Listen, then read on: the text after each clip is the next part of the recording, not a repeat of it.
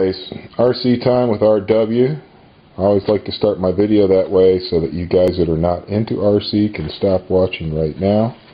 This is a Boom Racing product sold by Asia Tees. I ordered it from Hong Kong, got here in about 10 days, so the shipping was really good. Okay, packaging is pretty decent. Okay, you don't have to worry about the thing totally falling apart. Comes in a box.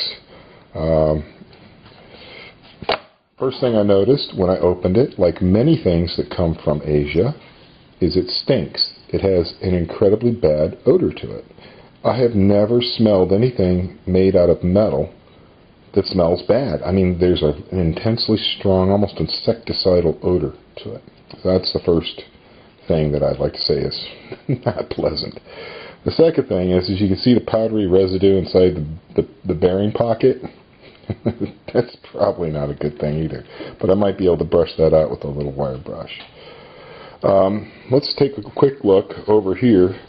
The reason that I'm trying this out is because I have endless trouble with the plastic axle housings from Axial. This is a genuine Axial part, and they last about 2 or 3 battery packs, and then the bearing pocket starts to wear out, and then the bevel and pinion gear start to lose mesh, and then they wear their teeth out, and then it just turns to crap. I've got metal ends, I've got metal tubes inside, I've got, you know, metal link points, all this crap that's designed to try and make the thing last, and they don't last, and I'm constantly replacing them. These are about $10 shipped, this is about $40 shipped. If this lasts 4 times longer than that, I guess it's a winner. The first thing I want to point out is it says in giant lettering, steel housing. Well, I took one look at these on the website and I could tell that they were pot metal. They are not steel, but I thought I would go ahead and show you that they are not steel. This is a very strong magnet right here, neodymium magnet. They are not even in the least bit, not even a tiny bit magnetic. So these are not steel, these are just crappy pot metal like you might expect an Asian manufacturer to do. Also, you can tell that this was copied directly from the plastic part.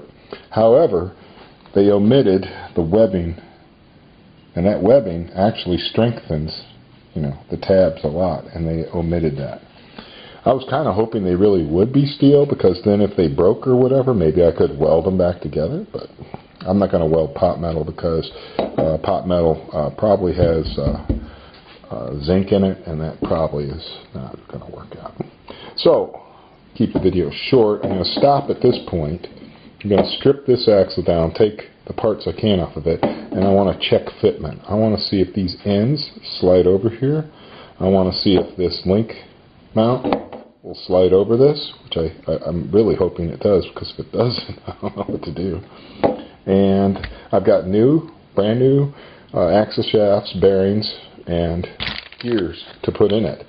And so I'll be able to give this a good test and find out if it will hold up 4 times longer than a piece of plastic. And at that point, it'd be about the same value. They're obviously much, much heavier. But once you put all the metal and stuff inside the plastic axle housing, it's also pretty heavy. So that's not really an issue. But yeah, the crusty looking bearing pockets are not impressing me in the least. But we'll find out.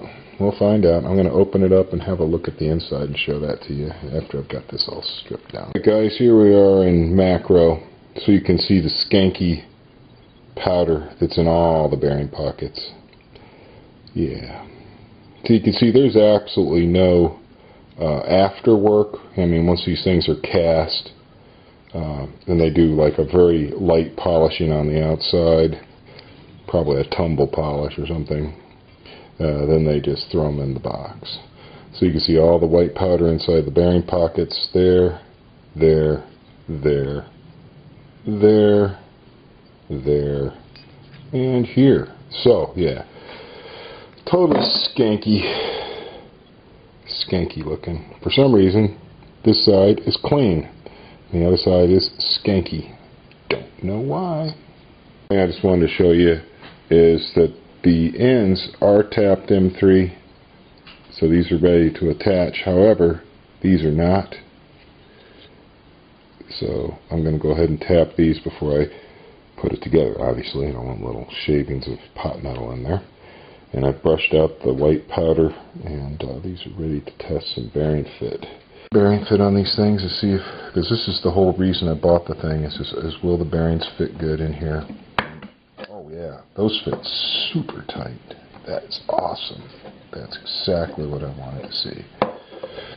They also fit good here. I've already tested this. It's just a little tricky to get it to show you.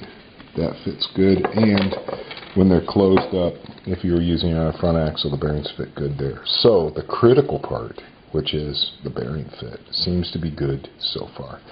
We'll have to check and see if gear mesh is right in a second. A little weird. This side, this hole is tapped in 3. This side it's not. So you only have to tap 2 sides. But that's kind of weird that they would just leave 2 of them untapped like that. Okay, so far, no fitment issues. Bearings all fit. Gear mesh feels absolutely perfect. So no problems there. Well, now let's just see if we can get that baby on. I think you can see what the problem is going to be here. Because of the plastic parts and everything, there's a little bit of flex to these ends. Getting that to go into that pocket's going to be weird. I don't even know if that's going to work, but I'll try. Much to my surprise, I got it on there.